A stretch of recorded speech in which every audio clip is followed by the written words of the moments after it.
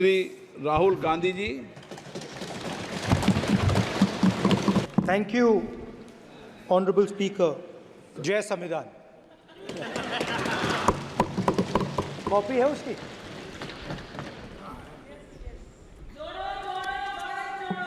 जय संविधान। इसकी हमने रक्षा की है।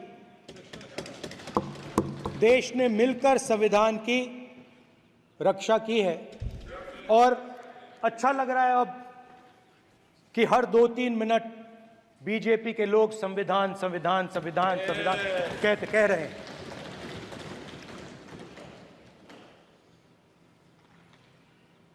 Speaker sir, for the last 10 years, there has been a systematic attack on the Constitution, on the idea of India, and on anybody who opposed.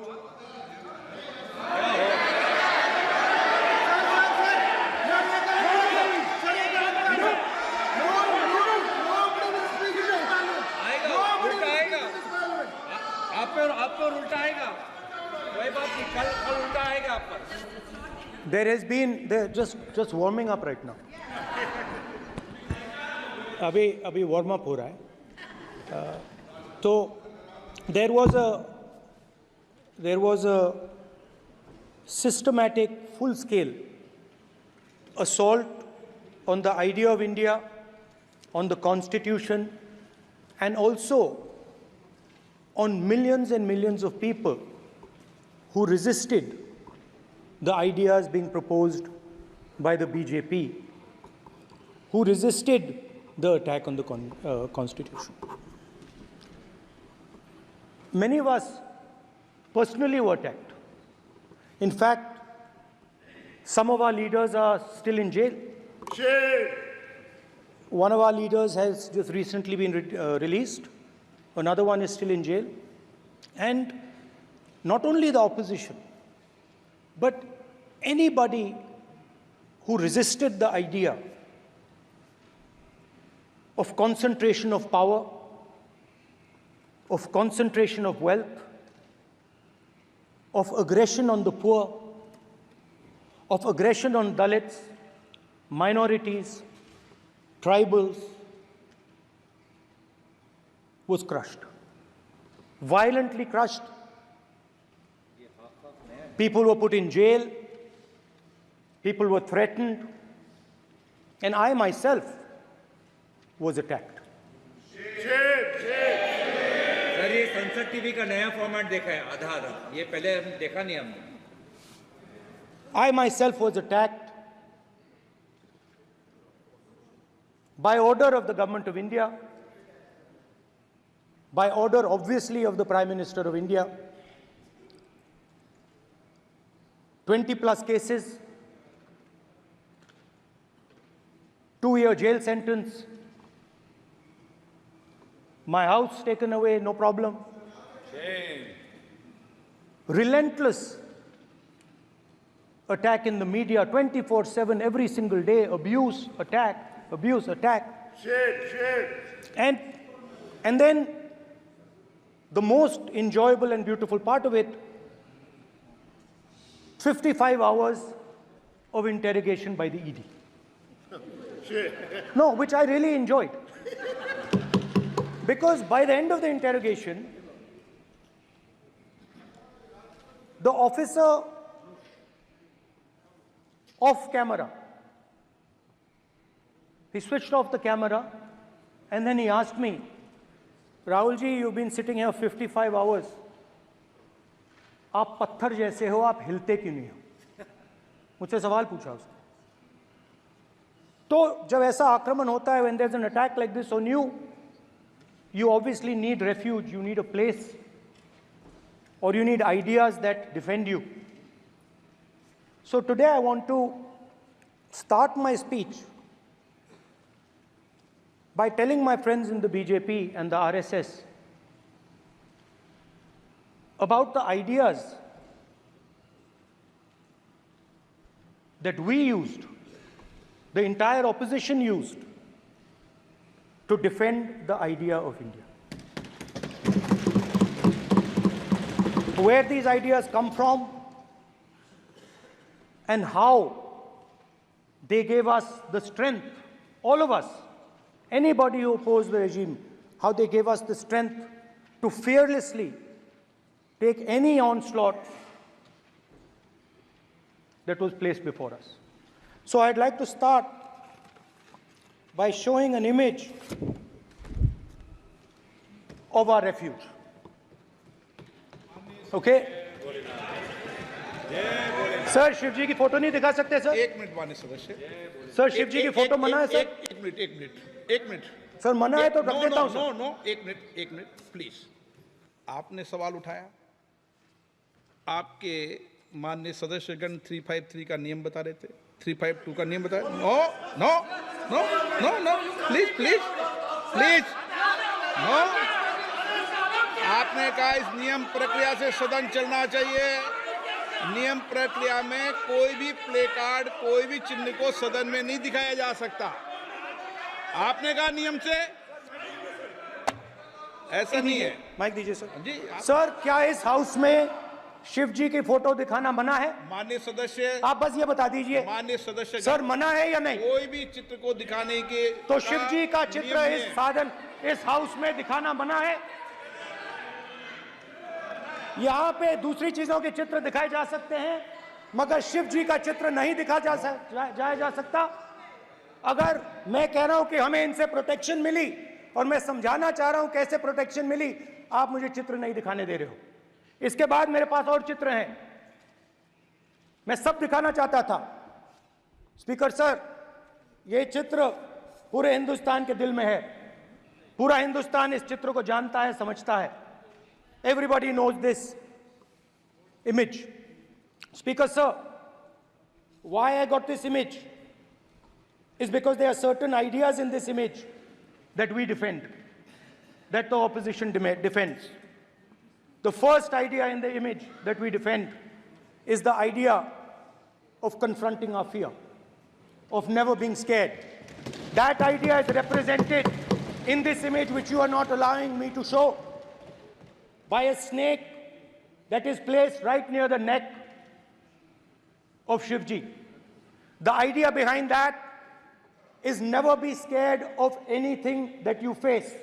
In fact, Shivji places death 1 inch from his neck. And that is the spirit with which we fought when we were in the opposition. From this idea of resisting, we are still in the opposition, I know.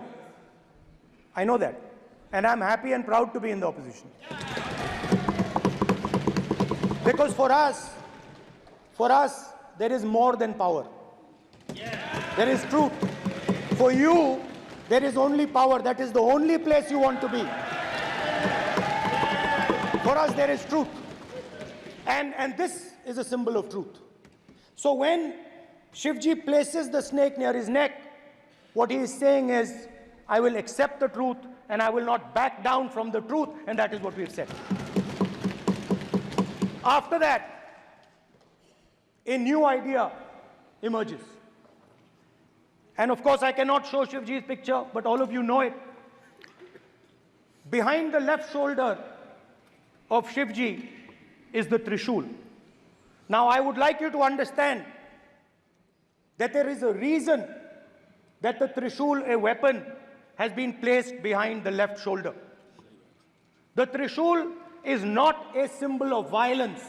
It is a symbol of non-violence, and that is why it is placed in a place where Shiva cannot reach it with his right hand. If it was a symbol of violence, it would have been held in his right hand like this. It is a symbol of non-violence. That is why it is placed behind his left shoulder. When we fought the BJP, we were not violent.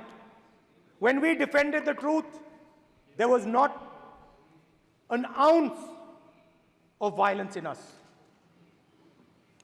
Now, there is a third idea, and a very powerful idea that emerges from the idea of truth courage and non-violence.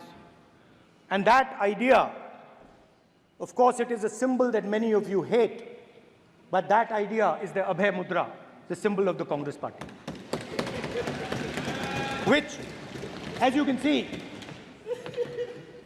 is also in this image. And Jai Mahadev. And what that Rajnath Singh ji is looking very surprised. And what that Abhay Mudra shows, it is the next step of the evolution of the idea of facing the truth, fearlessness, and ahimsa. Satya and ahimsa, as Mahatma Gandhi used to say. And the Abhay Mudra is the idea that it is not good enough to just keep this internal. It is not good enough to not be scared. It is not good enough to use non-violence. It is also important that you make others not scared, that you help others become fearless, that you help others become non-violent. So in a sense, the Abhay Mudra is a projection from Shivji to the rest of the world about these two ideas. Of course, these two ideas were used by us, all of us, when we fought the British. And they were put forth by Mahatma Gandhi. The Prime Minister, of course, who has a direct connection with God, speaks directly to God. Yes, the Paramatma speaks to Modi ji's Atma directly. Unlike with all humans, we are all biological. We are born, we die, but the Prime Minister is a non-biological being. And the Prime Minister says Gandhi is dead. And Gandhi was revived by a movie. I mean, can you understand the ignorance? That Gandhi is dead and a movie revived the father of the nation. No, Gandhi is not dead. Gandhi is alive. Now, another very interesting thing I noticed. Hanji. That is not your problem. That is not your problem. It is not none of your business. It is not none of your business. And there's another thing I noticed. That it is not just one religion that talks about courage. In fact, all our religions talk about courage. So, here is the religion of Islam.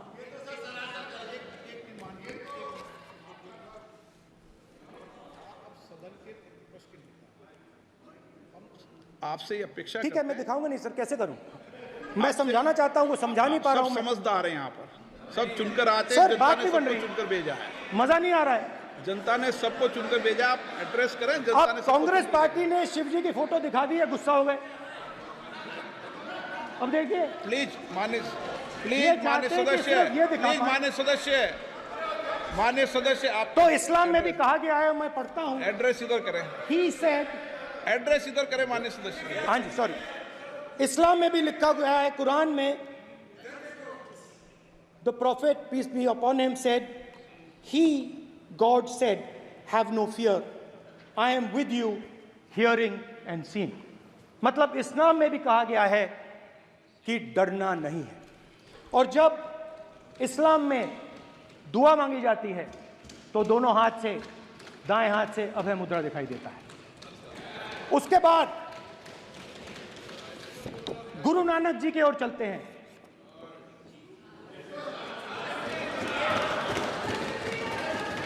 Waheguru ji की फतेह, वाहेगुरु जी का खालसा। जिस धर्म पर आप हर रोज आक्रमण करते हो,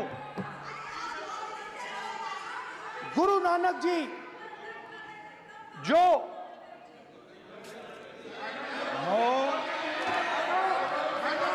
please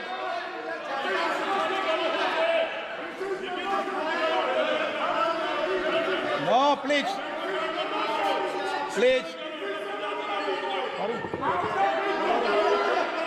please please please माननीय सदस्य, प्लीज गुरु नानक जी प्लीज के माननीय चित्र में भी सदस्य, हम इनको इस तरीके से पूछते हैं, आप इस तरीके से टेबल पे मत रखो।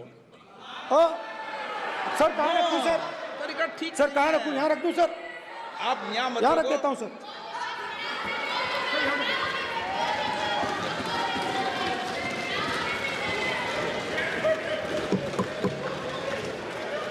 सर गुरु नानक जी के चित्र में भी आपको अभय मुद्रा दिखाई देगा। गुरु नानक जी भी कहते हैं कि डरो मत, डराओ मत। और पंजाब से गुरु नानक जी मक्का तक गए, थाईलैंड तक गए, अफगानिस्तान गए, श्रीलंका गए, किसी से हिंसा नहीं की, अहिंसा की बात की, सत्य की बात की, और किसी को उन्होंने अपनी जिंदगी में नहीं डराया। उसके बाद जीसस क्राइस्ट की इमेज देखिए, उसमें भी आपको अभय मुद्रा दिखाई देगा। जीसस क्राइस्ट की इमेज में भी अभय मुद्रा, डरो मत, डराओ मत। और जीसस क्राइस्ट ने कहा कि अगर आपको कोई थप्पड़ मारता है तो दूसरा गाल दिखा दो। उसके बाद बुद्ध भगवान, अभय मुद्रा,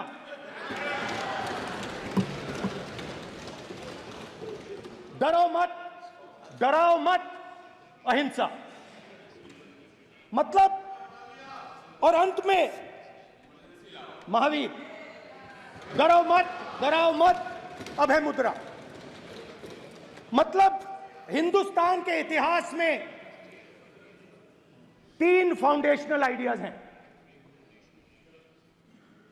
मोदी जी ने अपने भाषण में एक दिन कहा कि हिंदुस्तान ने किसी पर आक्रमण नहीं किया। उसका कारण है क्योंकि यह देश अहिंसा का देश है, यह देश डर का देश नहीं है। तो हमारे सारे के सारे महापुरुषों ने अहिंसा की बात की, डर मिटाने की बात की। डरो मत, डराओ मत, डरो मत, डराओ मत। और दूसरी तरफ शिव जी कहते हैं डरो मत, डराओ मत, अभय मुद्रा दिखाते हैं, अहिंसा की बात करते हैं, त्रिशूल को जमीन में गाड़ देते हैं। और जो लोग अपने आप को हिंदू कहते हैं वो 24 घंटा हिंसा, हिंसा, हिंसा, नफरत, नफरत, नफरत, असत्य, सत्य, असत्य।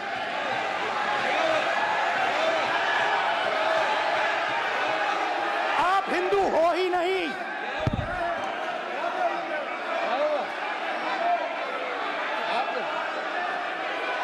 Just get me that picture of Shiva.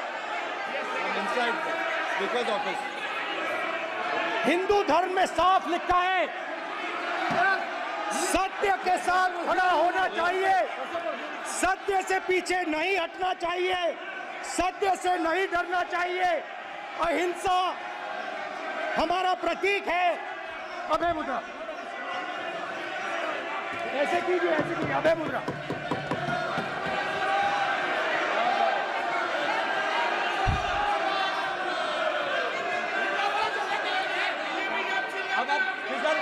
बिल्कुल से कोई नहीं आएगा।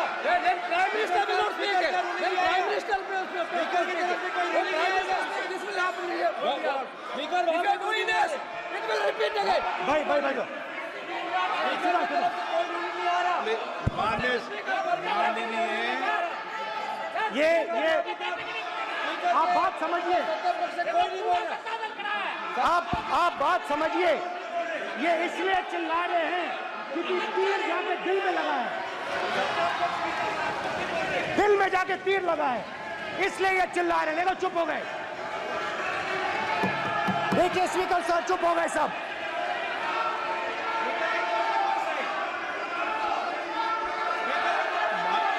एक मिनट,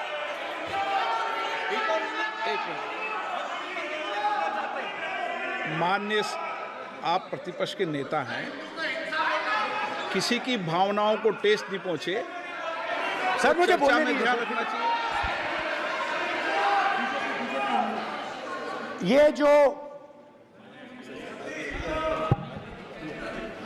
ये विषय बहुत गंभीर है।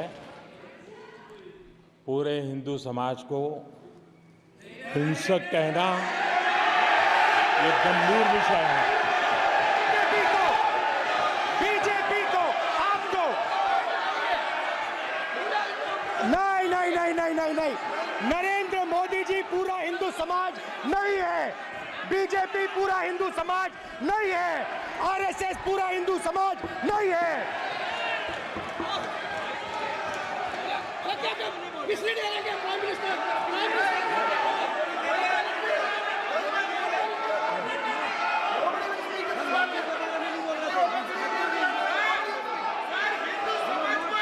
भूपेंद्र यादव जी, ये ठेका नहीं है बीजेपी का।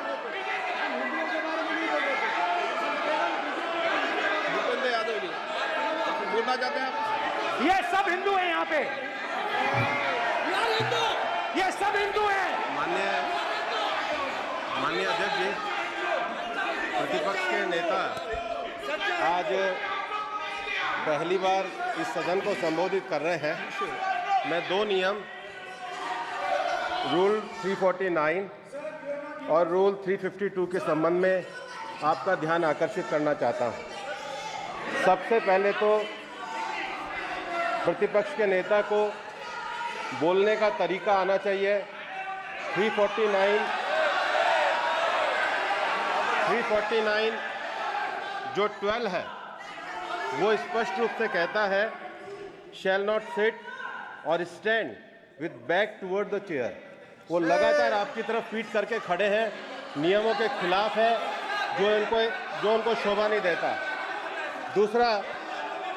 दूसरा अध्यक्ष महोदय, नहीं तो एड्रेस करके बोलो। दूसरा अध्यक्ष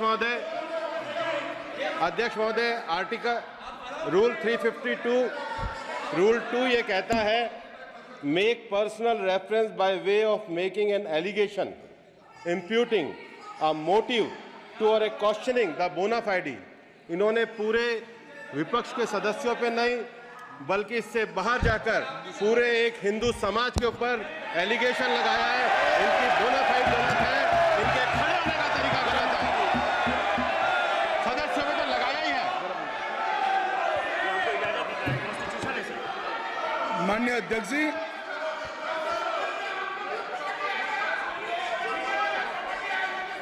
गृह मंत्री जी, नो आप डिबेट में गृह मंत्री जी।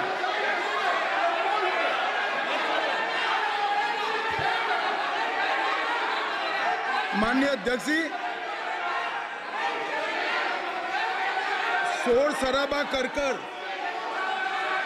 इतने बड़े वाकया को छिपाया नहीं जा सकता। विपक्ष के नेताजी ने कैटेगोरिकली कहा है कि जो अपने आप को हिंदू कहते हैं वो हिंसा करते हैं।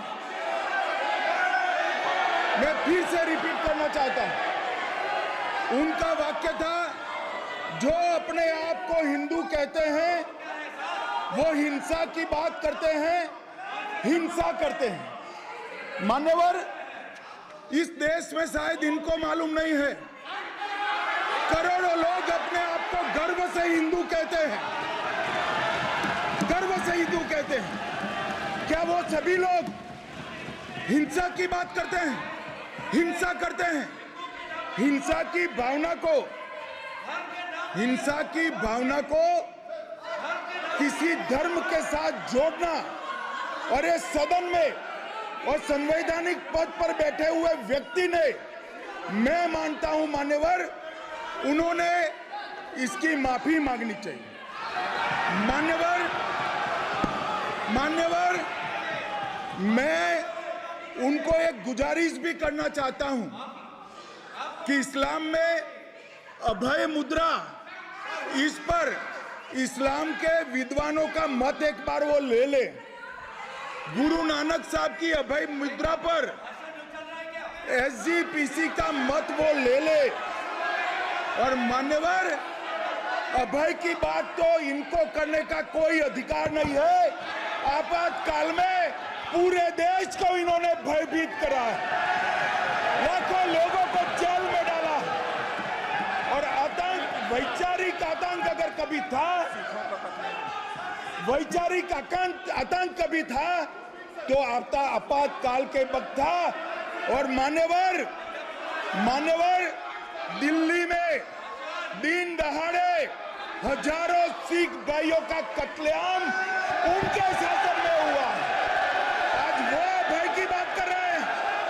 मान्यवर, मेरा आपसे आग्रह है कि श्री राहुल गांधी नेता प्रतिपक्ष पहला भाषण होने के बावजूद माफी मांगनी चाहिए, न केवल सदन, पूरे देश की माफी मांगनी चाहिए।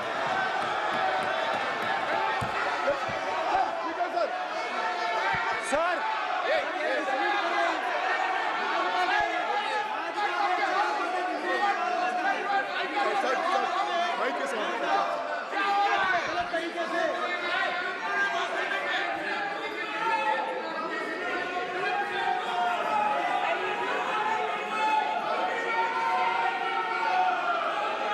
स्पीकर सर,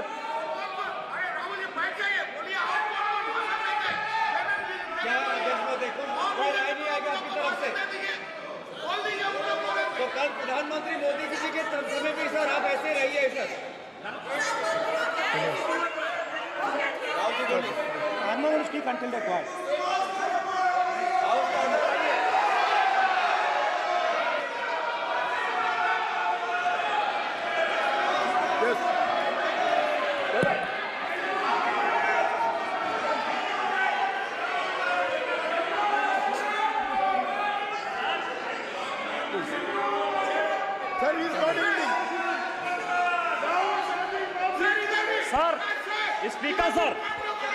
स्पीकर सर, ये संविधान की बात कर रहे हैं सर, और इसी संविधान का आर्टिकल 25 कहता है कि किसी भी धर्म के ऊपर कोई भी व्यक्ति किसी को हिंसावादी करार नहीं दे सकता है, और इन्होंने हिंदू का हिंसावादी कहा है सर।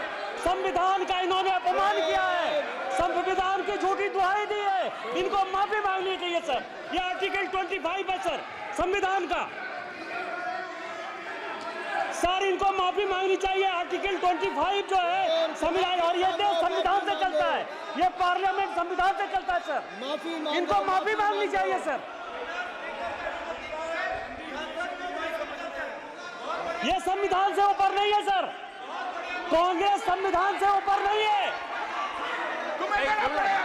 आर्टिकल 25 कल्याण बनर्जी बताए आर्टिकल 25 क्या था? आप उनको कहिए बैठने भागने के लिए। आप लोग का जमींदारी है क्या? क्या समझते हो? पार्लियामेंट का आप लोग का जमींदारी है क्या? जमींदारी बिठा दी।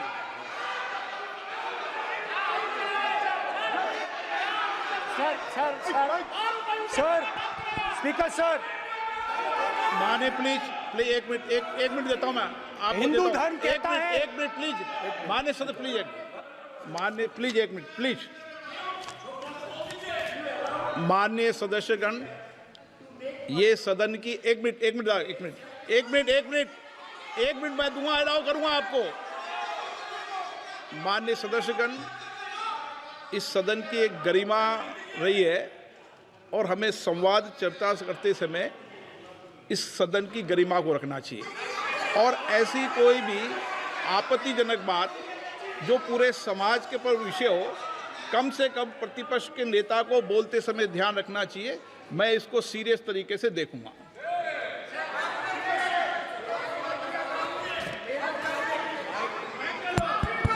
सर, अगर आप हिंदू धर्म के जो महापुरुष हैं,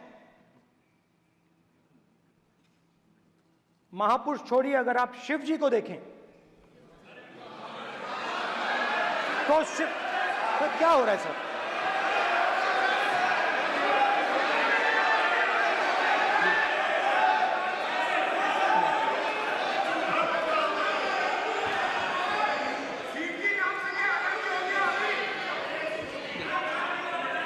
अगर आप शिव जी को देखें तो उनकी इमेज से आपको पता लगता है कि हिंदू डर नहीं फैला सकता, हिंदू हिंसा नहीं फैला सकता, हिंदू नफरत नहीं फैला सकता।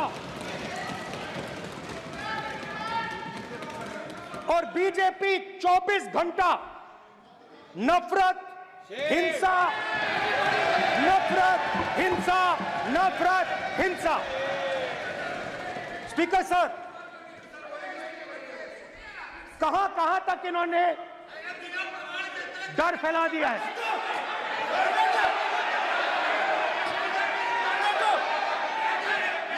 प्लीज सर, कहां तक इन लोगों ने डर फैला दिया? मैं आपको अयोध्या से शुरू करता हूं। सर नमस्कार। शाबाश। अयोध्या ने आपको मैसेज भेजा, अयोध्या ने राम भगवान। मेरा व्यवस्था का सवाल है।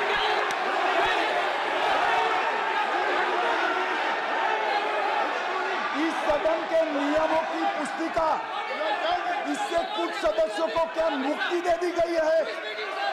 आपके गाइडेंस के बाद भी बार बार तस्वीर बताना, पूरे बीजेपी को हिंसा कर रही है ऐसे कहना, खड़े होकर एक दूसरे के बीच में हस्तधून करना, सारे नियम इनको लागू नहीं होते हैं। नियम मालूम नहीं है तो ट्यूशन रख ले साहब। सदन इस तरह से नहीं चल सकता है। ये सदन, मेरा आपसे आग्रह है कि ये सदन ऑर्डर में रहना चाहिए, नियमों के अनुसार रहना चाहिए। ये हम सभी सदस्यों का आपसे विनंती है। स्पीकर सर, एक मिनट प्लीज।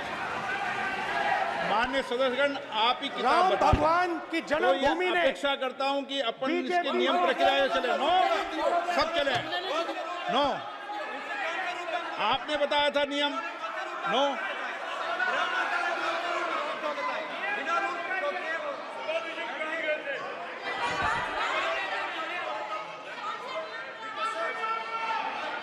माइक दीजिए सर। हाँ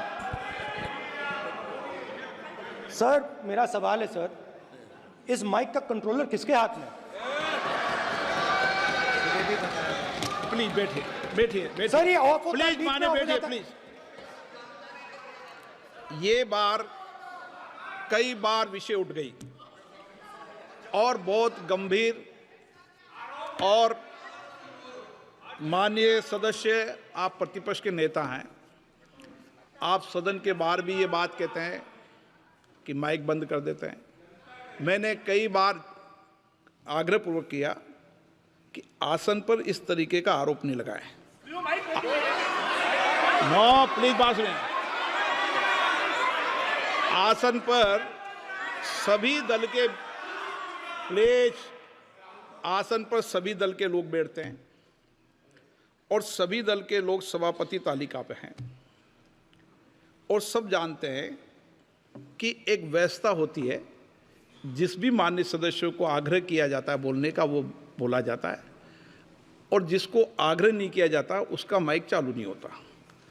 आप बोलने के लिए खड़े, आपका माइक कभी बंद नहीं हुआ, कभी बंद नहीं हुआ। आप अगर आसन में जो भी विराज रहे हैं वो अगर आपका नाम नहीं पुकारते हैं तब माइक चालू नहीं होता।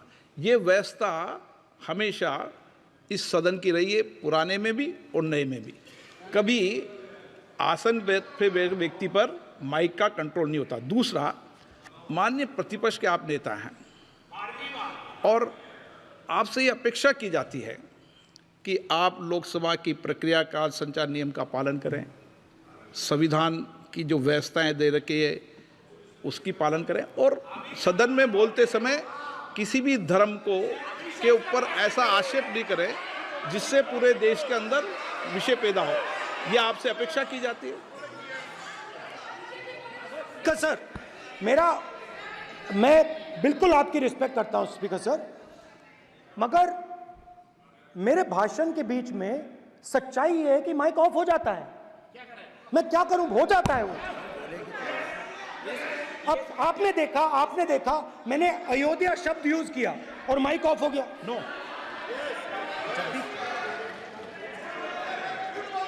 अरे ये प्रधानमंत्री मोदी जी के टाइम पे आधा आधा पैर आएगा क्या? तो अयोध्या ने राम भगवान की जन्मभूमि, प्लीज ब्रदर, राम भगवान की जन्मभूमि ने बीजेपी को मैसेज दिया, और ये आपके सामने मैसेज बैठे हुए हैं। मैंने इनसे पूछा, कल कॉफी पी, इनसे मैंने पूछा बताइए, कि बताइए ये हुआ क्या? बीजेपी ने राम मंदिर का इनॉग्रेशन किया,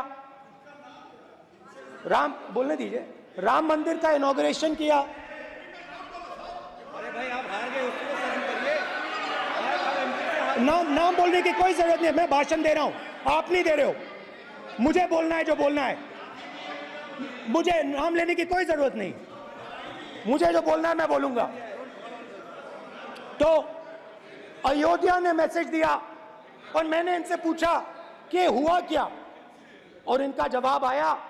मैंने उनसे पूछा कि आपको कब पता लगा कि आप अयोध्या में जीत रहे हो, और आपने कहा पहले दिन से मुझे पता था। सही बात। और मैंने कहा ये क्या हुआ? उन्होंने कहा राहुल जी, अयोध्या में एयरपोर्ट बना, अयोध्या की जनता से जमीन छीनी गई और आज तक उन्हें मुआवजा नहीं मिला है।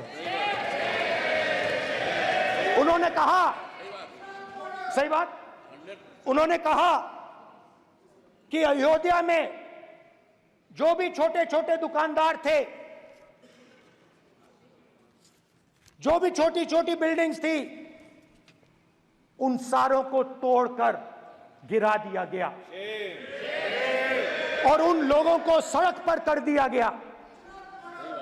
इन्होंने यह भी कहा कि अयोध्या के इनॉग्रेशन में अयोध्या की जनता को बहुत दुख हुआ, क्योंकि इनॉग्रेशन में अदानी जी थे, अंबानी जी थे, मगर अयोध्या का कोई नहीं था। और ये कारण था कि अयोध्या की जनता में, उनके दिल में नरेंद्र मोदी जी ने भय डाल दिया। उनकी जमीन ले ली, उनके घर गिरा दिए, और फिर अयोध्या के गरीब लोगों को, किसानों को, मजदूरों को मंदिर के इनॉग्रेशन तक नहीं जाने दिया। मंदिर के इनॉग्रेशन छोड़ो, उसके बाहर भी नहीं जाने दिया। और इसीलिए अयोध्या की जनता ने सही मैसेज भेजा। अच्छा, इन्होंने मुझे एक और बात बोली, 3 बार इन्होंने कहा कि 3 बार नरेंद्र मोदी ने टेस्ट किया, 2 बार क्या मैं अयोध्या से लड़ जाऊं? और सर्वेयर्स ने कहा अयोध्या में मत लड़ जाना, अयोध्या में मत लड़ जाना, अयोध्या की जनता हरा देगी। और इसीलिए प्रधानमंत्री वाराणसी गए और वहां बच के निकले।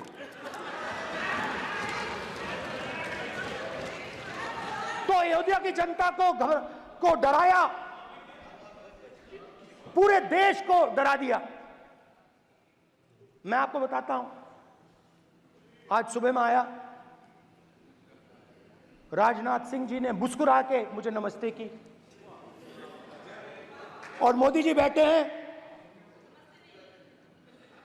मुस्कुराहट नहीं, सीरियस, नमस्ते भी नहीं करते, कहीं मोदी जी ना देख लें, प्रॉब्लम हो जाएगी। वही कहानी गडकरी जी की है, सच्चाई है। अरे भाई, अयोध्या की जनता को छोड़ो, ये तो बीजेपी वालों को डराते हैं।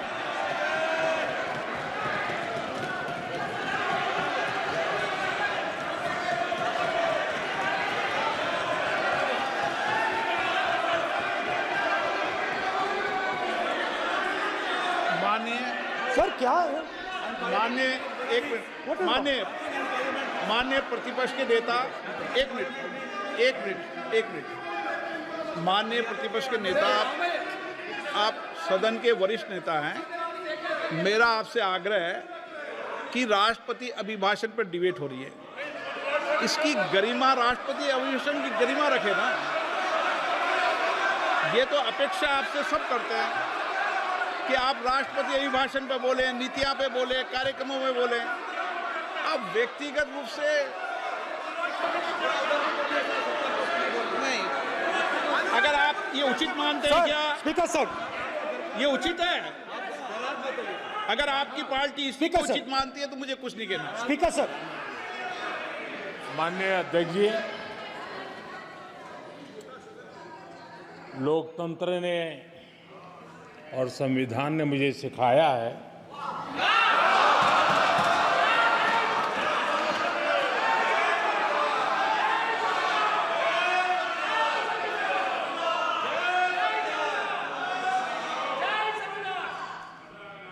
कि मुझे विपक्ष के नेता को गंभीरता से लेना चाहिए।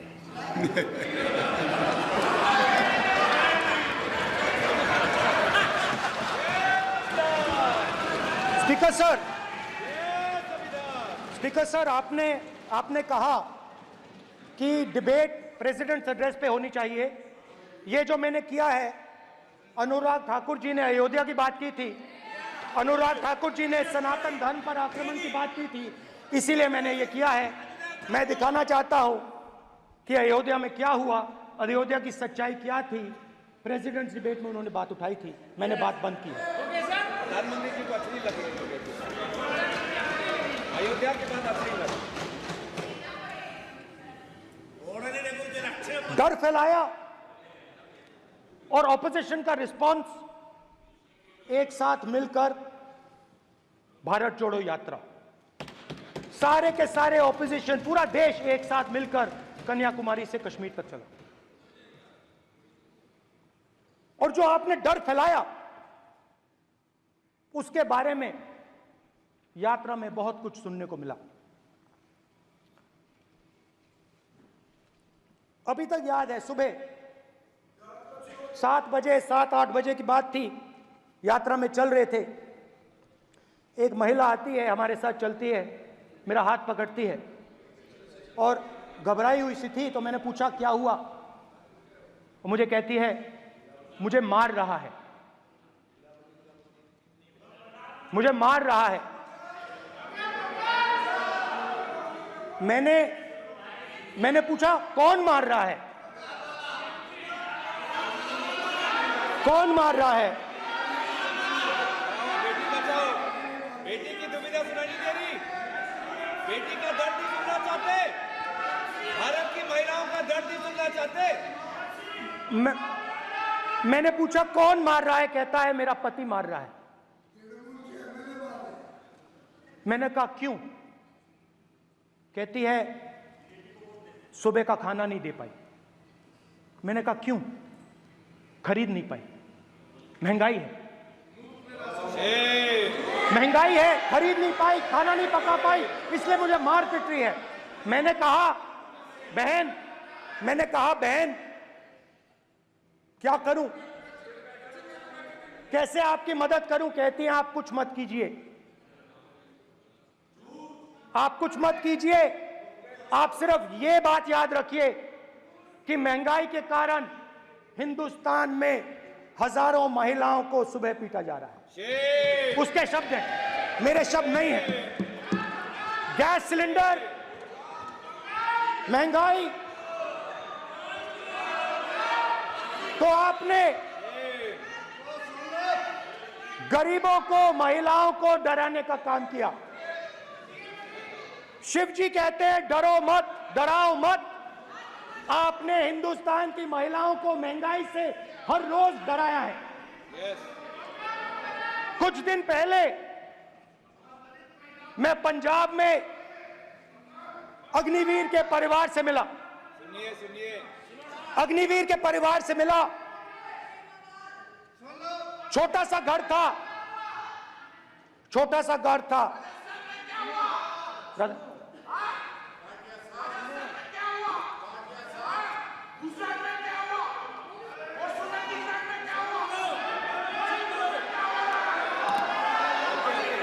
ठीक है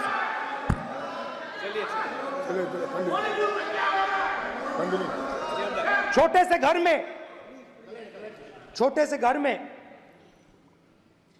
अग्निवीर शहीद हुआ, लैंडमाइन ब्लास्ट में शहीद हुआ। मैं उसे शहीद कह रहा हूं, मगर हिंदुस्तान की सरकार उसे शहीद नहीं कहती। नरेंद्र मोदी उसे शहीद नहीं कहते हैं, नरेंद्र मोदी उसे अग्निवीर कहते हैं। उस घर को पेंशन नहीं मिलेगी, उस घर को कॉम्पनसेशन नहीं मिलेगी, शहीद का दर्जा नहीं मिलेगा। और बेचारे बैठे हुए थे, 3 बहनें थी, एक साथ बैठी हुई थी, रो रही थी। आम जवान को पेंशन मिलेगी, जरूर दुख होगा, मगर हिंदुस्तान की सरकार आम जवान की मदद करेगी। मगर अग्निवीर को जवान नहीं कहा जा सकता। अग्निवीर यूज एंड थ्रो मजदूर है। और आप उससे कहते हो, उसको आप 6 महीने की ट्रेनिंग देते हो, 6 महीने की ट्रेनिंग देते हो। दूसरी तरफ चाइना के जवान को 5 साल की ट्रेनिंग मिलती है, राइफल लेकर उसके सामने खड़ा कर देते हो, उसके दिल में भय पैदा करते हो। एक जवान और दूसरे जवान के बीच में फूट डालते हो कि एक को पेंशन मिलेगी, एक को शहीद का दर्जा मिलेगा, दूसरे को नहीं मिलेगा। और फिर अपने आप को देशभक्त कहते हो। ये कैसे देशभक्त हैं?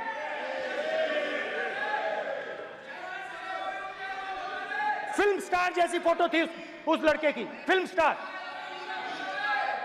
बॉलीवुड स्टार की फोटो थी। मैं सोच रहा था, देखो इस युवा ने जान दी। स्पीकर सर,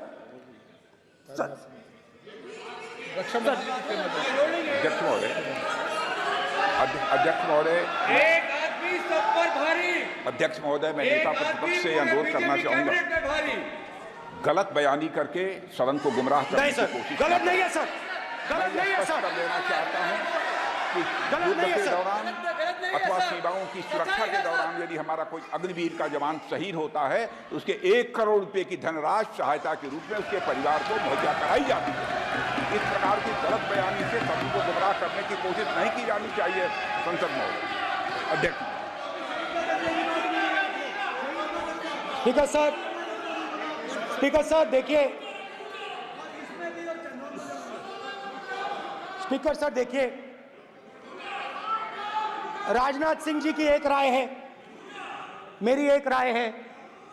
सच्चाई अग्निवीरों को मालूम है, हमें बोलने की जरूरत नहीं है। अग्निवीर को किस चीज का सामना करना पड़ता है, शहीद का दर्जा मिलता है या नहीं मिलता है, कॉम्पनसेशन मिलता है नहीं मिलता है, पेंशन मिलती है नहीं मिलती है, वो उसको मालूम है। पॉइंट ऑफ ऑर्डर है मान्यवर। अब सदन के सामने 2 स्टेटमेंट हुए, एक हुआ विपक्ष के नेता का, दूसरा हुआ माननीय राजनाथ सिंह जी का, रक्षा मंत्री जी का। ये कहते हैं कि 1 करोड़ रुपया नहीं मिलता है।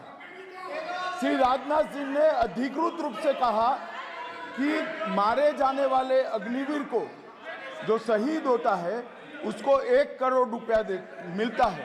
उनको फैक्चुअल पोजीशन सदन पर रखनी चाहिए मान्यवर। ये सदन झूठ बोलने की जगह नहीं है मान्यवर, यहाँ सच बोलना चाहिए। और अगर ये नहीं रखते हैं तो उनको ये सत्यापन नहीं करते अपने स्टेटमेंट का, तो उनको सदन और देश से और अग्निवीरों से माफी मांगनी चाहिए माननीय।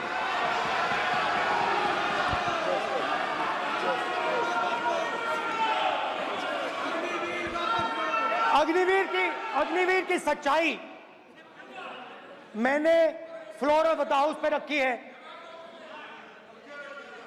और राजनाथ सिंह जी ने भी कहा है, जो रियलिटी है वो हिंदुस्तान की सेना को मालूम है, वो अग्निवीरों को मालूम है।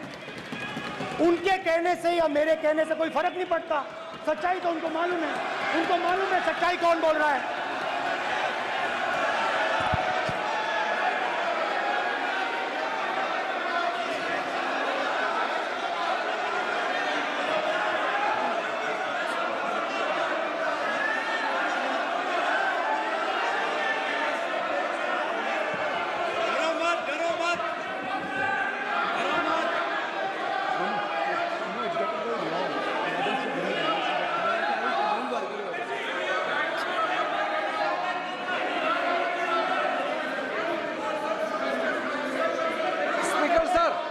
स्पीकर सर, अभी डरो मत, डरो मत। मेरा छोटा सा अनुरोध है, क्योंकि सर ये विषय गंभीर है और अभी माननीय गृह मंत्री जी ने जो बात रखे हैं कि 2 स्टेटमेंट जो रक्षा मंत्री जी ने बताया सदन को और माननीय विपक्ष के नेता राहुल गांधी जी ने जो स्टेटमेंट रखा है, इसमें इन्होंने जो कहा है कि रक्षा मंत्री बोलने से क्या फर्क पड़ता है, इतना हल्का फुल्का कैसे स्टेटमेंट दे सकता है लीडर ऑफ ऑपोजिशन। इसलिए सर इन्होंने जो बात रखा है पुष्टि करना चाहिए और हम लोग भी सर नियम के मुताबिक अपना बात रखेंगे सर।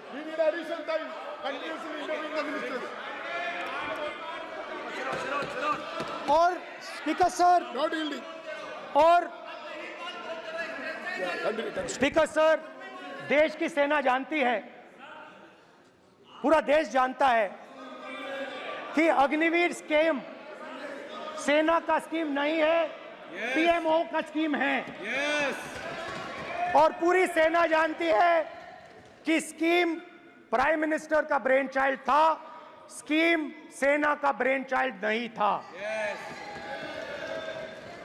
जैसे नोटबंदी की गई वैसे ही आर्बिट्री तरीके से। अध्यक्ष महोदय, अध्यक्ष महोदय, मैं नेता प्रतिपक्ष से विनम्रता पूर्वक अनुरोध करना चाहता हूं कि कृपया वह सदन को गुमराह करने की कोशिश न करें। अग्निवीर योजना के संबंध में बहुत सारे लोगों से 158 ऑर्गेनाइजेशन के साथ सीधा संवाद स्थापित हुआ है, उनके सुझाव लिए गए हैं, तब यह अग्निवीर योजना लाई गई है और बहुत सोच समझकर यह योजना लाई गई है। और मैं यह भी स्पष्ट कर देना चाहता हूं, इस प्रकार की योजनाएं दुनिया के कई देशों में है, यूएस में है, यूके में है, वहां पर किसी को कोई किसी प्रकार की आपत्ति नहीं है। अब बिना अग्निवीर योजना के बारे में समझे, बिना उस संबंध में कोई पूरी जानकारी हासिल किए इस तरीके से सदन को गुमराह करना, इसे कदापि उचित नहीं ठहराया जा सकता। महोदय, मैं तो आपसे यह अनुरोध करूंगा, इसे सदन की कार्रवाई से बाहर निकाला जाना चाहिए। आपको देखिए, सिंपल सी बात है स्पीकर सर, इनको अग्निवीर अच्छा लगता है, आप उसको रखिए, हम उसको बदल देंगे, हटा देंगे। सिंपल सी बात है, हमारी सरकार आएगी, अग्निवीर को हम हटा देंगे, क्योंकि हम सोचते हैं कि अग्निवीर सेना के खिलाफ है, जवानों के खिलाफ है, देशभक्तों के खिलाफ स्कीम है। हम इस स्कीम को नहीं चाहते।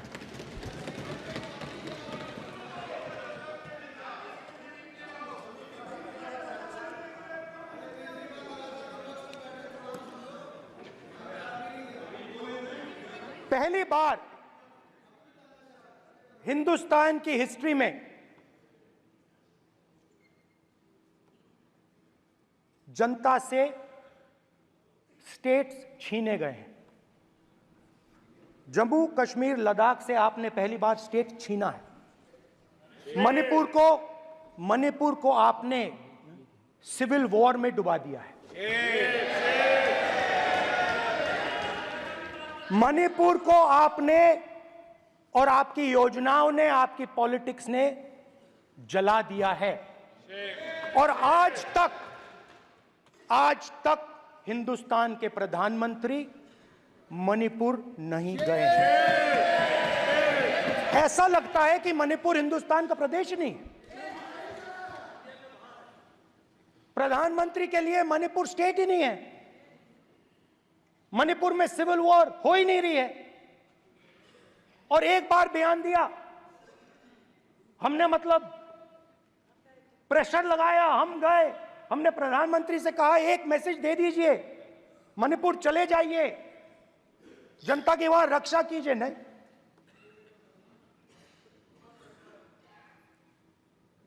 मैं वहां गया, कुकीज और मेहते इससे दोनों से मिला। आज तक नहीं, आंसर नहीं मिलेगा, मिल नहीं सकता।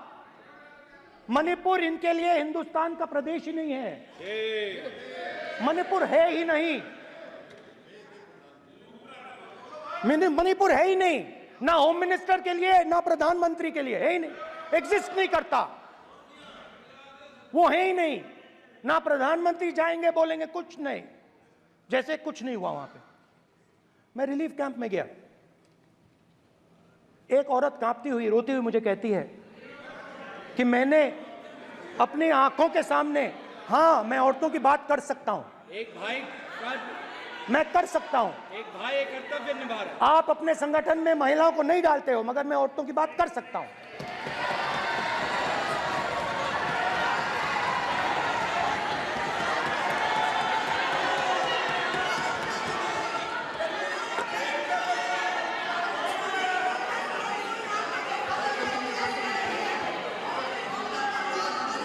मुझे कहती है मैंने अपने आंखों के सामने, मेरे आंखों के सामने मेरे बच्चे को गोली मारी गई।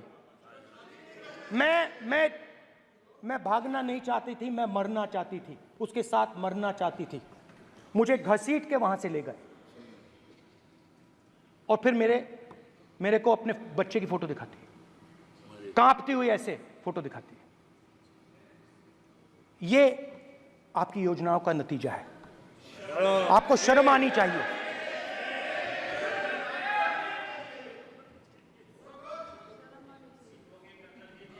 एक दिन प्रधानमंत्री 8 बजे कहते हैं, पता नहीं फाइन ट्यूनिंग हो गई भगवान के साथ, डायरेक्ट मैसेज भगवान, सर ने बोला है, सर प्रधानमंत्री ने ये बोला है, ये मैं नहीं बोल रहा हूं, प्रधानमंत्री ने बोला है कि मेरा डायरेक्ट कनेक्शन है भगवान के साथ, मैंने नहीं बोला, मैंने नहीं बोला। Social media chief also told भगवान जगन्नाथ। एक मिनट प्लीज, एक मिनट तो एक मिनट माननीय राहुल गांधी जी, एक मिनट, माननीय सुरेश, एक मिनट प्लीज, एक मिनट रविशंकर जी प्लीज, एक मिनट। माननीय सदस्यगण, आप वरिष्ठ नेता हैं, सदन के नेता होते माननीय प्रधानमंत्री जी, और हम सबको माननीय प्रधानमंत्री जी का सम्मान करना चाहिए। ये सदन में हमेशा उच्च कोटि की परंपरा मर्यादा रही है। नो सर नहीं, गौरव अगर आपको स्पीकर सर, मैं इतनी पुरानी पार्टी है। गौरव स्पीकर सर, मैं रिस्पेक्ट कर रहा हूं, ये प्रधानमंत्री के शब्द हैं, मेरे शब्द नहीं हैं। ये प्रधानमंत्री जी ने कहा है, पब्लिक में मीडिया को कहा है कि मैं बायोलॉजिकल नहीं हूं, मेरा डायरेक्ट कनेक्शन भगवान के साथ है। मैं नहीं बोल रहा हूं, प्रधानमंत्री मोदी जी ने बोला है। तो पता नहीं उस टाइम 8 बजे भगवान का मैसेज आया होगा, हिंदुस्तान, वही मगर फिर श्री राम ने आपको दूसरा मैसेज दे दिया अयोध्या में। भगवान का मैसेज आया होगा, मोदी जी नोटबंदी कर दीजिए, नोटबंदी कर दिया, डायरेक्ट ऊपर से आया मैसेज, ऑर्डर आया खटाक। और अलग अलग ऑर्डर आते हैं, अदानी जी वाला ऑर्डर आता है, बंबई एयरपोर्ट अदानी जी को ऊपर से ऑर्डर आता है, खटाखट ऑर्डर आते हैं। तो नोटबंदी कर दी। स्मॉल और मीडियम बिजनेसेस जो हैं, जो हिंदुस्तान की रोजगार की रीढ़ की हड्डी है, बैकबोन है, उड़ा दिया, खत्म कर दिया। आज नतीजा यह है कि ये जो भी करना चाहे करें, हिंदुस्तान के युवाओं को रोजगार नहीं मिल सकता। Job creation backbone is broken, finish, खत्म। नोटबंदी की, गलत जीएसटी लागू की, उड़ा दिया। अब मैं सोचता हूं, पहले मैं सोचता था ये पता नहीं कैसे हुआ, अब मैं समझता हूं कि ये अदानी जी, अंबानी जी जैसे लोगों के लिए किया गया। ये रास्ता साफ करने का तरीका था, रास्ता साफ करने का तरीका था। इनकम टैक्स डिपार्टमेंट उनके पीछे पड़ा रहता है। जीएसटी, डिमोनेटाइजेशन, 24 घंटा उनको तंग करते हैं। उनके कैश फ्लो को रिस्ट्रिक्ट करने की कोशिश करते हैं, कैश फ्लो को क्रश करने की कोशिश करते हैं कि वो परे हट जाएं और अरबपति उनकी जगह ले लें। आप किसी भी छोटे व्यापारी से पूछ लो, किसी भी स्मॉल मीडियम बिजनेस ओनर से पूछ लो, ये आपको बता देगा। गुजरात में मैं गया, टेक्सटाइल ओनर्स के साथ मेरी बात हुई। मैंने उनसे पूछा नोटबंदी क्यों हुई, जीएसटी क्यों हुई? साफ बोला अरबपतियों की मदद करने के लिए जीएसटी और नोटबंदी की गई है। नरेंद्र मोदी जी अरबपतियों के लिए काम करते हैं, सीधी सी बात। मैं जाता रहता हूं और आपको गुजरात में हराएंगे इस बार। आप लिख के ले लो, आपको ऑपोजिशन इंडिया गठबंधन गुजरात में हराने जा रहा है।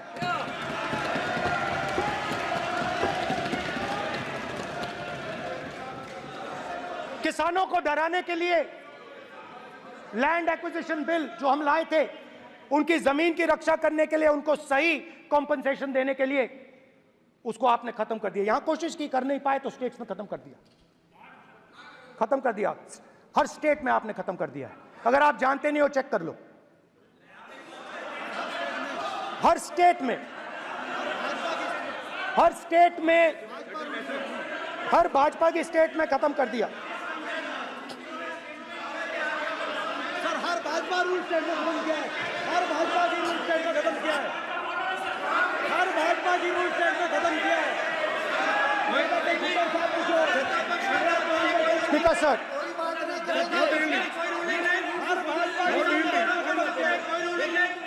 खट्टर साहब का जब पूछो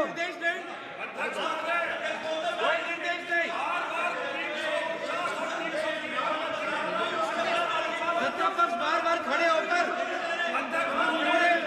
भाषण को कम कर रहे, कोई रूलिंग नहीं, कोई रूलिंग नहीं है।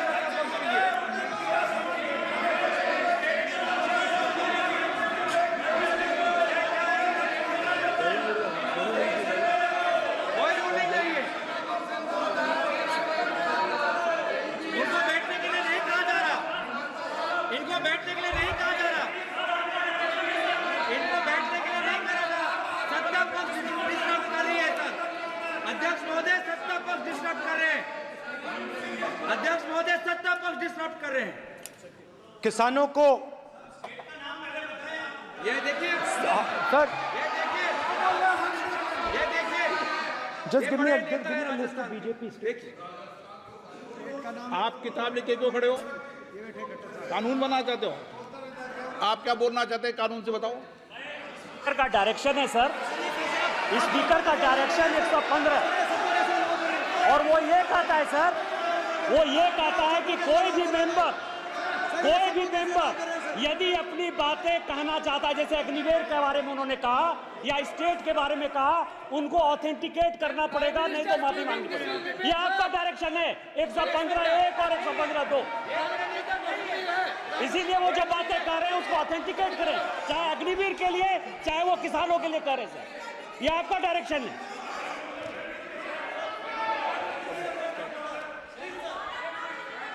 तो किसानों को जो हमने लैंड एक्विजिशन बिल तैयार किया था, सही मुआवजा दिलाने के लिए, उसको आपने रद्द किया।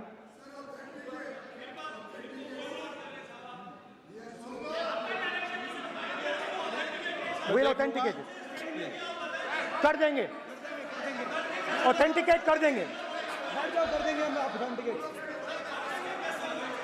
बैठ जाओ, कर देंगे ऑथेंटिकेट। उसके बाद किसानों को डराने के लिए, याद रखिए शिव जी कहते हैं डरो मत डराओ मत, किसानों को डराने के लिए आप 3 नए कानून लाए। प्रधानमंत्री ने उनसे कहा कि ये आपके फायदे के कानून हैं। सच्चाई थी कि वो अदानी जी अंबानी जी के फायदे के कानून थे। हिंदुस्तान के सारे किसान खड़े हो जाते हैं। आज तक सड़क ब्लॉक है। अगर आप वहां जाएंगे आज तक आपको दिखेगा कि वो सड़क जिस पे किसान आए थे वो आज तक बंद पड़ी हुई। हरियाणा में 2 जगह किसान खड़े हो गए, कहते हैं नहीं ये हमारा नहीं है, आप हमारे से हमारी मेहनत का फल छीनना चाहते हो, हम इस बात को एक्सेप्ट नहीं करेंगे। आप उनसे बात नहीं करते, आप उनको कहते हो, आप बात नहीं करते।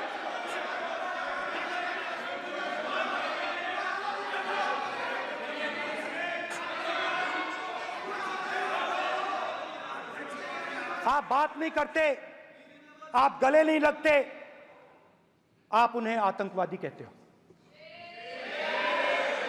आप कहते हो ये सब आतंकवादी हैं। झूठ नहीं है, झूठ नहीं है, सच है, सच है। मान्यवर, मैं समझ रहा हूं कि विपक्ष के नेता नाते पहली बार बोल रहे हैं, मगर नियमों के पुस्तक के बाहर वो नहीं जा सकते। ये स्टेटमेंट करे कि हम कहते हैं कि किसान आतंकवादी, तो कैसे सदन में चल सकता है मान्यवर? आप एक तरफा नियमों के ऊपर जाकर उनको रियायत दे रहे हो मान्यवर, हमें संरक्षित करिए, ऐसे नहीं चलता। 700 किसान शहीद हुए। हमने इस हाउस में कहा कि किसानों के लिए मौन होना चाहिए, आपने मौन नहीं होने दिया। आपने कहा ये किसान नहीं है, आपके मुताबिक ये किसान नहीं थे, ये आतंकवादी थे। देखिए आपकी एलाई सिर हिला रही हैं, वो भी सहमत हैं, कौर जी सहमत हैं। देखिए हमारी जरूरत नहीं है, वो सहमत है आपसे, वो सहमत है। माननीय बोला था नो, माननीय सदस्य, एक शब्द उधर नहीं सर। किसान क्या मांग रहा है सर? स्पीकर सर, माननीय सदस्य, स्पीकर सर, किसान क्या मांग, सॉरी, मेरा ये आग्रह है, आपकी पार्टी का समय नहीं बचेगा, दोगे पूरा?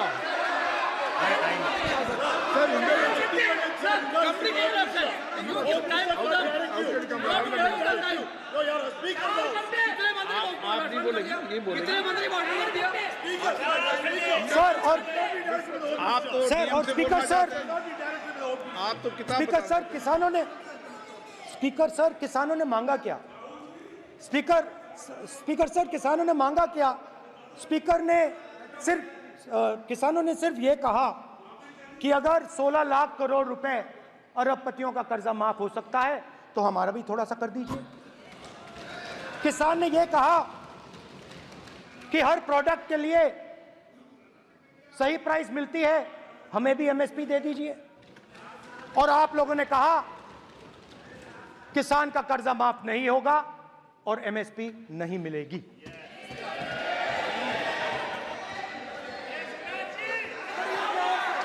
माननीय अध्यक्ष महोदय, ये गलत बयानी कर रहे हैं। एमएसपी सरकार दे रही है और ये मोदी जी की सरकार है जिसको उत्पादन की लागत पर कम से कम 50%, माननीय अध्यक्ष महोदय, उत्पादन की लागत पर कम से कम 50% जोड़कर एमएसपी दी जा रही है और नहीं दी जा रही। ये सत्यापित करें माननीय अध्यक्ष महोदय, ये गलत बयानी कर रहे हैं, ये सदन को गुमराह कर रहे हैं, गलत बयानी कर रहे हैं। आज भी एमएसपी पर खरीद जारी है और अभी खरीद की फसलों के एमएसपी के रेट ये बताए जब इनकी सरकार थी तब एमएसपी कितनी मिलती थी और उस समय खरीद कितनी होती थी माननीय अध्यक्ष?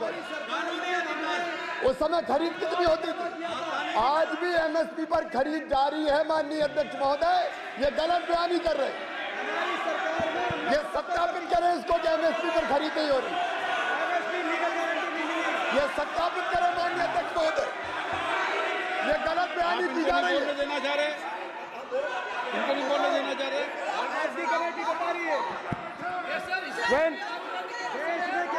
स्पीकर सर, एमएसपी जब मैं speaker sir, MSP with legal guarantee, Speaker sir. The issue is MSP with legal guarantee, not just MSP. MSP is being given. The issue is Kisans want MSP with legal guarantee, which you are not ready to give them. तो किसानों में आपने डर डाला, भय डाला, महिलाओं में महंगाई, गैस सिलेंडर, सेना में अग्निवीर,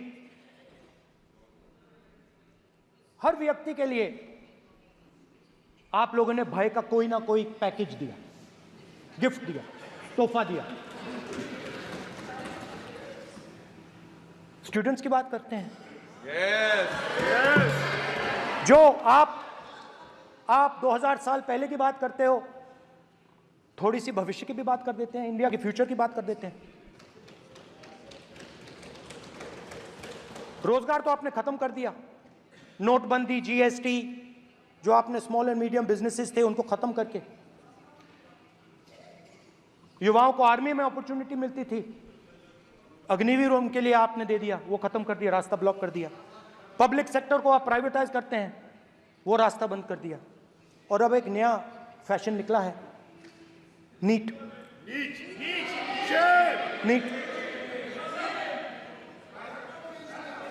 प्रोफेशनल एग्जाम्स को आपने कमर्शियल एग्जाम्स में बदल दिया है। NEET is not a professional exam, NEET is a commercial exam. NEET में एक स्टूडेंट टॉपर हो सकता है, एक्सीलेंट स्टूडेंट हो सकता है, मगर अगर आप उसके पास पैसा नहीं है, मेडिकल कॉलेज में नहीं जा सकता। सिंपल सी बात है। नीट का पास मार्क 22% है। वो पूरा का पूरा एग्जाम, सर एजुकेशन मिनिस्टर पूरा का पूरा एग्जाम अमीर बच्चों के लिए बनाया गया है। कोटा में पूरे के पूरे एग्जाम को आपने सेंट्रलाइज किया। हजारों करोड़ रुपए बन रहे हैं, हजारों करोड़ रुपए बन रहे हैं। और कमर्शियल पेपर जो आपने बना रखे हैं, कमर्शियल एग्जाम्स, 7 साल में 70 बार पेपर लीक। प्रेसिडेंट्स एड्रेस में ना नीट की बात होगी, ना अग्निवीर की बात होगी, ये बातें नहीं होंगी। और हमने कहा, हम स्पीकर सर, हमने कहा कि एक दिन का डिस्कशन अलाउ कर दीजिए। हम आपके साथ खड़े होकर इसको रिजॉल्व करना चाहते हैं। इंस्टीट्यूशनल फेलियर है, हम आपकी मदद करना चाहते हैं, रिजॉल्व करना चाहते हैं। सरकार कहती है नहीं, डिस्कशन नहीं होगा, भविष्य का डिस्कशन हो ही नहीं सकता। तो ये हालत है। जहां भी ये देखते हैं, ये सोचते हैं कि भाई भय कैसे पैदा करें, माइनॉरिटीज को डराते हैं। नहीं, कांग्रेस नहीं डरती आपसे, आप कांग्रेस से डरते हो।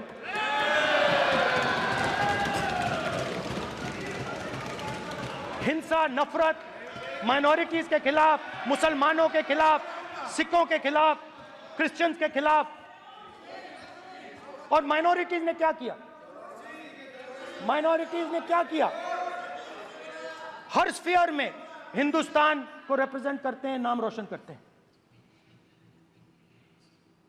पत्थर जैसे हिंदुस्तान के साथ एक साथ खड़े हैं, देशभक्त हैं। और आपने सारे के सारे माइनॉरिटीज पर आक्रमण किया, उनके खिलाफ हिंसा, नफरत फैलाई।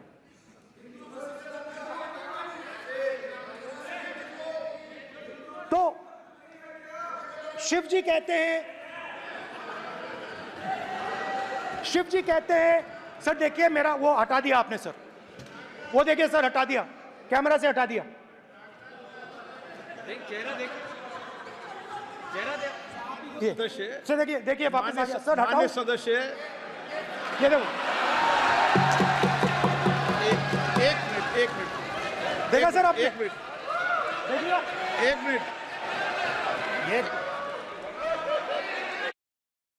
सर मैं प्लीज एक मिनट सर प्लीज, एक मैं मिनट सर इतना कहना चाहता हूँ, प्लीज, माननीय सदस्य प्लीज। नहीं ये ठीक नहीं है। नो मैं एक मिनट मान, एक मिनट प्लीज, एक मिनट।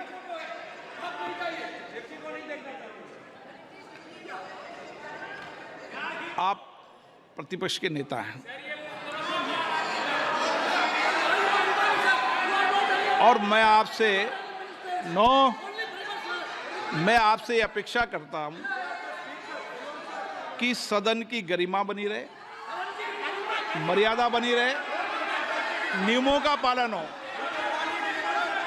आप खुद मानते हैं शिव जी को भगवान, और उनको बार बार इस तरीके से यहाँ पर चित्रित करना ये उचित नजर नहीं आता, मुझे लगता है। स्पीकर सर देखिए, रूल्स की किताब पढ़ोगे आप? रूल्स में है कि आप कोई भी चित्र को नहीं दिखा सकते सदन में, आप किसी बात का नाम नहीं ले सकते, आप नियम प्रक्रियाओं से नहीं बोल रहे हैं। सदन की मर्यादा, नियम प्रक्रिया इससे चलती है, आपने बनाया, सबने बनाया है। स्पीकर सर,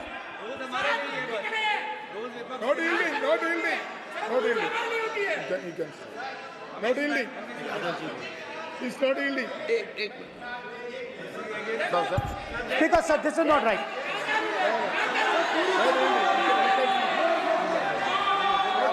सर, माननीय स्पीकर महोदय, मैं आपका ध्यान रूल 356 की तरफ आकृष्ट करना चाहता हूं।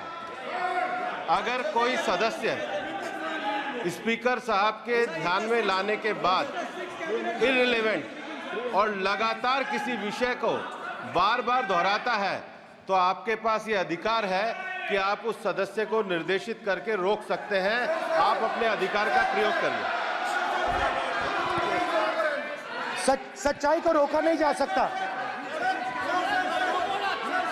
हाँ बोल ये इविडेंट बोलो, रूल्स बोलो। अच्छा, इनको रूल्स पे चलने दो। हाँ बोलो इविडेंट जी, रूल में नहीं है ये, अब रूल में नहीं है। 349 में कोई चित्र दिखा सकते हैं? चलिए बताइए रूल। हाँ सुनिए, सुनाओ आप इनको। सर 3492, फिर आपकी भी while house in sitting a member shall not interrupt any member while speaking by disorderly expression or noises or any other disorderly manner. Sir, in the same way, sir, number बोलो sir 349 Sir, while the house is in sitting, 2 shall not interrupt any member while speaking by disorderly expression or noises or any other disorderly manner. Sir, Nishikant, the honorable ministers, you continuously disturbing the house, sir.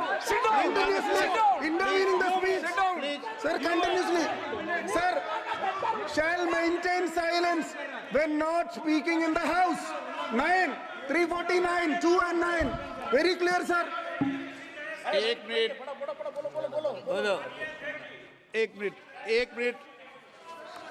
अब आप एक minute, आपने बताया 349। Okay, एक minute इस पे आ जाए। सभा में झंडे, प्रतीक या कोई भी प्रदर्शित वस्तु प्रदर्शित नहीं करेंगे। माननीय प्रतिपक्ष के नेता, आप आपकी सदस्य का रूल की पालना कर लें, अच्छा है। तो नीट में तो सब इनके जगह भय सदस्य ने फैलाया। नियम बताया, उसकी पालना करने के लिए कह रहा हूं मैं। तो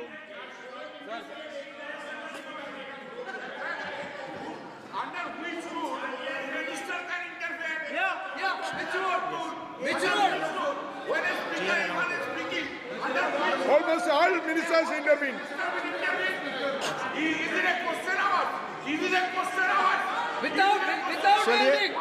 ओके प्लीज प्लीज, आप मान अधिवक्ता हैं, प्लीज बैठिए। अध्यक्ष आसन पर बैठे सभापति या अध्यक्ष माननीय सदस्य को अलाउ कर सकता है, ये नियम में नहीं है, ये नियम में नहीं है क्या? नो, कर सकते हैं आप। रूल्स पे मत चलिए, रूल्स पे चलेंगे तो नो, ये नियम में नहीं लिखा कि एलओपी बोले तो आप बीच में नहीं बोल सकते। नो, अध्यक्ष के आसन की व्यवस्था दे सकते हैं, प्लीज। चलो Sir, you have allowed 2 ministers, 3 ministers, and I want to make very short references. Read this. 352. A member while speaking shall not make personal reference by way of making an allegation, imputing a motive to or questioning the bona fides of any other member of the House. Okay. Has Rahul Gandhi made reference to any other member? Sir, ये हुआ नहीं। और use utter treasonable, seditious or defamatory words. Is mentioning the name of Shiva defamatory? आप क्यों इस बार में बैठा हूं ना सीट पे? आपको मैं बता दूंगा सब नियम। सर, ये लोग नहीं समझते हैं, may be because of their inadequate knowledge of English, they thought that reference to, he did not make any personal reference. Please. And the next point Okay. is, sir, Rajnath Singh ji made a point on Agniveer. There is a method to correct any wrong statement made in the House. Please read 115(1) of the directions by the Speaker. It says, a member wishing to point out any mistake or inaccuracy in a statement made by a minister or any other member shall, before referring the matter in the House, write to the Speaker pointing out the particulars of the mistake or inaccuracy and seek the permission of the Speaker to raise the matter. Has Rajnath Singh written to you? Has he written? No, he has not done. All these ministers. Shivraj Singh Chouhan sir इतने दिन बाद लोकसभा में अभी आप सुनिए, खड़ा होकर बोलने लगा। माननीय मजाक की जगह है क्या? You have not given a notice. मेरे पास You है cannot point out mistake. Or on MSP, he made a statement. नहीं, What right he has? आप एक मिनट प्लीज, आपने 352 का हवाला दिया। 352 के अंदर स्पष्ट रूप से लिखा है, कोई भी तथ्य ऐसे कभी भी नहीं बोले जाएंगे जो इस सदस्य का सदस्य नहीं, सदन का सदस्य नहीं है। मैं अपेक्षा करूंगा कि प्रतिपक्ष के नेता इन नियम प्रक्रियाओं की पालना करें। और दूसरा विषय जो माननीय सदस्य ने कहा है, 102 के अंदर ही सदन में सभापति या अध्यक्ष किसी भी माननीय सदस्य को बोलने की इजाजत दे सकता है, नियम प्रक्रिया के तहत। नो, स्पीकर साहब, मेरी परमिशन से किसी को भी अलाउ कर सकता हूं और मेरी बिना परमिशन के कोई नहीं बोला है। See, sir, Speaker sir, NEET students spend years and years preparing for their exam. Their family supports them financially, emotionally. And the truth is that NEET students today do not believe in the exam. Because they are convinced that the exam is designed for rich people, not meritorious people. I have met a number of NEET students. Every single one of them tells me that the exam is designed to create a quota for rich people and to create a passage for them into the system, and is designed not to help poor students. Now, इससे भी बहुत डर होता है. महीनों पढ़ाई करते हैं, ये पता नहीं कि भैया एग्जाम लीक हो जाएगा नहीं होगा. अगर पास भी हो गए तो पैसा कहां से आएगा. तो उधर भी इन लोगों ने भय डालने का काम किया. तो जहां भी ये देखते हैं ये भय डालते हैं. सेना में, युवाओं में, किसानों में, मजदूरों में, महिलाओं में, डिसेबल्ड में भी. और मैं ये भी कह सकता हूं कि सिर्फ बाकी हिंदुस्तान में भी नहीं, मगर अपनी पार्टी में भी भय है. आपकी पार्टी में डर है, भय है, सच्चाई है. देखो अब आप चिल्ला नहीं रहे हो, अब आप शांत हो, अब बिल्कुल शांत हो. सच्चाई बोल दी, चिल्ला नहीं रहे, चुप. क्योंकि आपकी ट्यूनिंग डायरेक्टली प्रॉब्लम क्या है, आप चिल्ला भी नहीं सकते क्योंकि कनेक्शन नहीं. सर मैं बोल रहा हूं, सर समझा रहा हूं, स्ट्रक्चर बोल रहा हूं. सर लोकतंत्र में पार्टी में डेमोक्रेसी होनी चाहिए. कोई भी इन पार्टियों में कोई भी आके कुछ भी कह देता है. ग्रुप ऑफ 22, 23, 24, 25 सब जो बोलना है बोल देते हैं. मगर आपकी पार्टी में भय है. सत्यमेव जयते, ना डरो ना डराओ. Sir, when I became LOP, I realized something that I had not realized before. And it's also on the lines of the principles of Shiva. It's on those same lines. And the idea was that after becoming LOP,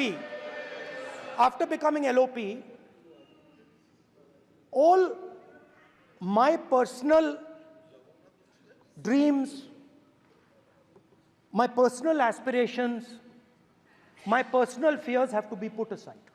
I am now actually two people. I'm not one person. I'm a constitutional person, and my job is to be leader of the opposition, to represent all these parties equally. In fact, I don't just represent the Congress party, I represent every single party.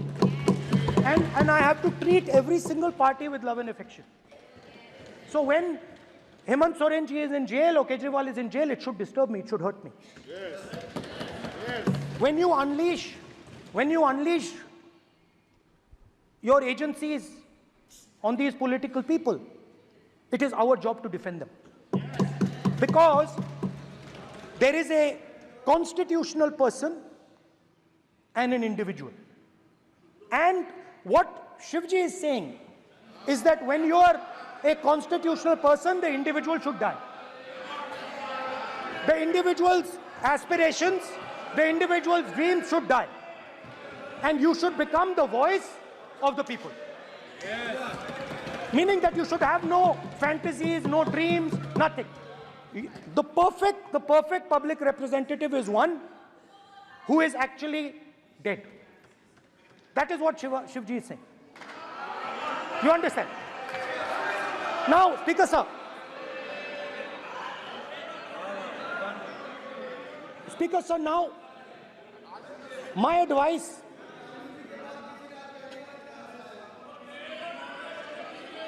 So there are two structures now. One is me as an individual, and one is me as leader of the opposition.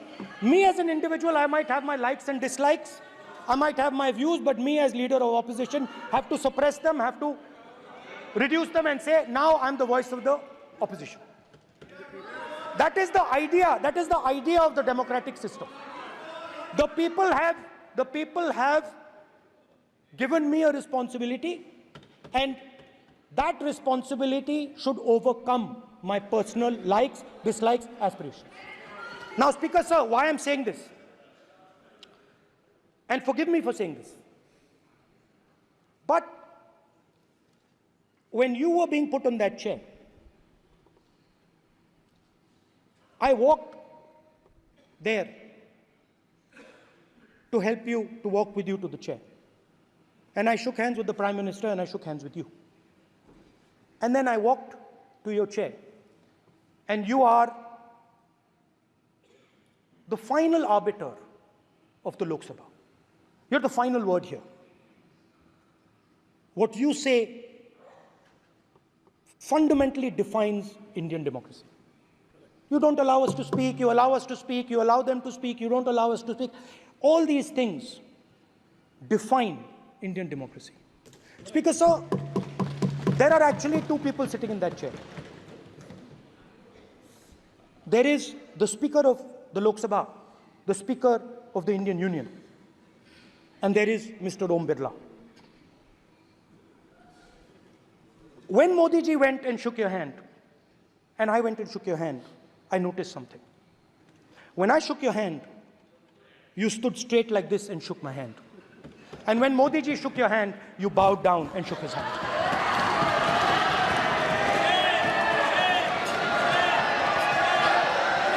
ये आसन के सामने आरोप है, ये chair के सामने आरोप कर रहे हैं माननीय। Now, with all respect, sir,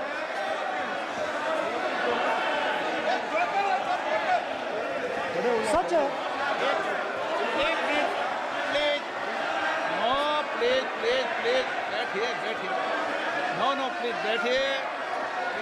बैठिए, प्लीज। प्लीज बैठिए, प्लीज बैठिए। एक minute please, please. Okay, please. No, माननीय प्रतिपक्ष के नेता, एक मिनट प्लीज। माननीय प्लीज। नो। प्रतिपक्ष के माननीय नेता, माननीय प्रधानमंत्री सदन के नेता हैं और मुझे मेरी संस्कृति संस्कार ये कहते हैं, व्यक्तिगत जीवन में भी, सार्वजनिक जीवन में भी और इस आसन पर भी, जो हमसे बड़े हैं उनको झुककर नमस्कार करो। मुझे यही सिखाया है और बराबर वालों से बराबर का व्यवहार करो, यही मुझे सिखाया है। और इसीलिए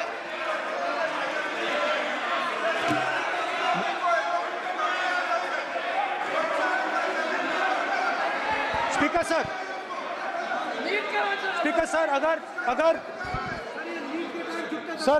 अगर आप हाँ, मैं इस बात को आसन से कह रहा हूं कि मेरी संस्कृति और संस्कार यही है कि बड़ों का झुककर और आवश्यक हो तो पैर छूकर सम्मान करो और बराबर जो उम्र से छोटे हैं उनसे बराबर का व्यवहार करो। स्पीकर सर, ये हमारी संस्कृति संस्कार है और मैं इस संस्कृति संस्कार की पालन करता हूँ।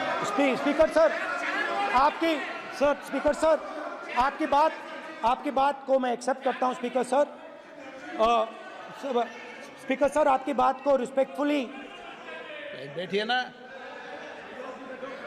स्पीकर सर, मैं आपकी बात को रिस्पेक्ट करता हूं, मगर आपको कहना चाहता हूं कि इस हाउस में स्पीकर से कोई बड़ा नहीं होता।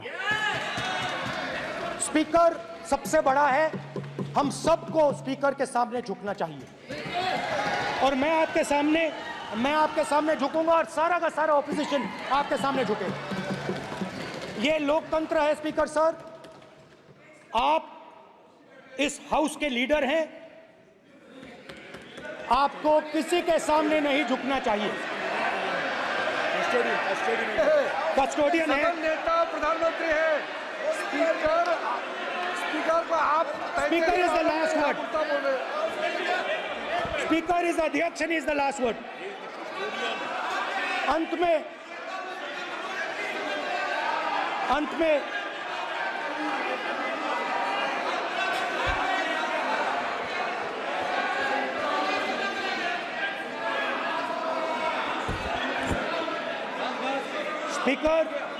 Speaker is the last word in the Lok Sabha, and in that spirit, Speaker is the last word in the Lok Sabha, and in that spirit, as members of the Lok Sabha, we are subservient to the Speaker. I believe that. Now, there might be people in this room who think they are not, but I think the entire opposition believes that we are subservient to you, sir. And we will listen to what you say, and we will bow in front of you.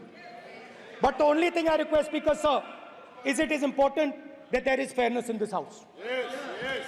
Now, I gave a speech, Speaker, sir, and it was interrupted throughout. Yes. Now, this time is going to be taken away from my colleagues.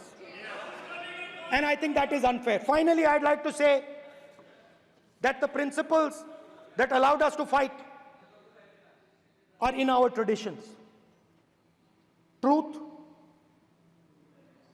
courage, non-violence.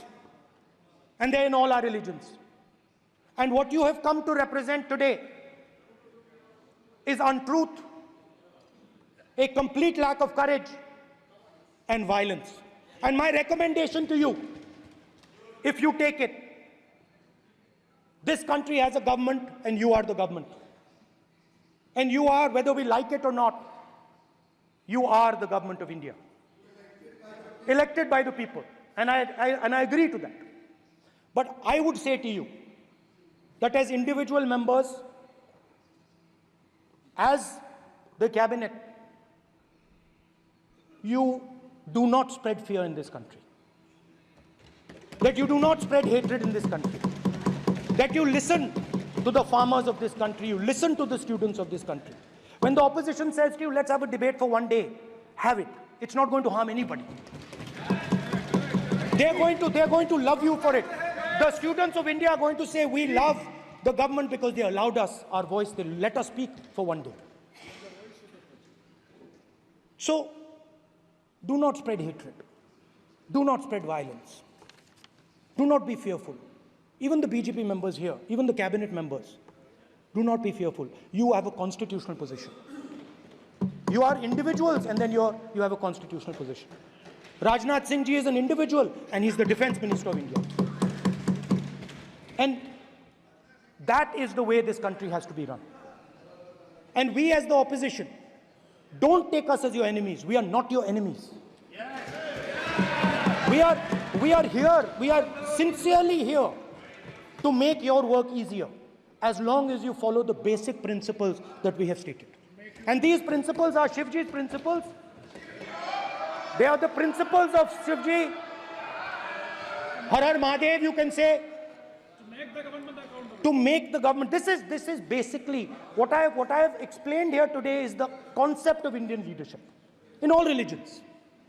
Respect, affection, ahimsa, and always standing up for the truth. And I'm more than happy, all of us are more than happy to discuss anything you want